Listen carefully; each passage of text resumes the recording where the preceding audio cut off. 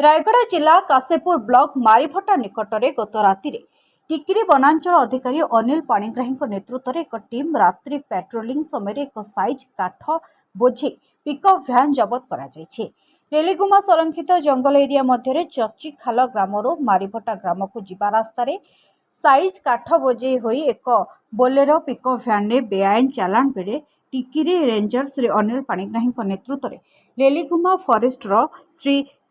एरेकान सबर शंकरड़ा फॉरेस्टर श्री गौतम कुमार पंडा और वनरक्षी खग माझी जगतमोहन साहू रेंज स्क्वाड कर्मचारी महिला वनरक्षी सविता कुट्रुका उपस्थित थिले बोली सूचना मिली। रात्रि पेट्रोलिंग समय रात्र प्राय 2टार काठ सह भेन और काठ चालाण संपृक्त 2 जन युवकों को गिरफ कर गोपालचंद्र नायक तांका ग्राम है बड़ मारीभटा एवं अन्य जने सुशांत टाकिरी तांका निज घर पांचाली ग्राम बोली सूचना मिली।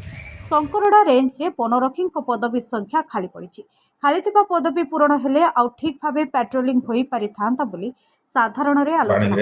वनांचल अधिकारी टिकिरी वनांचल गतकाली राति आम लेलीगुमा रिजर्व फॉरेस्ट मध्य पेट्रोलिंग करूँ ठीक पाखापाखि 2टा समय किचिखाल ग्राम ठारे गोटे पिकअप भैन आसूला अटकई आम चेक कलु देखिलु से भितर प्राय शाल काठ साइज जाक सब अच्छी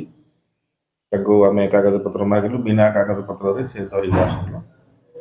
ड्राइवर आ जड़े व्यक्ति जी किणिक आणुला 2 जन को अटक रखिकी बर्तमान से गिरफ्त कर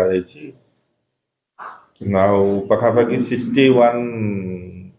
शाल साइज था जार मूल्य 55,000 रु अधिक हम कोर्ट फराण करा।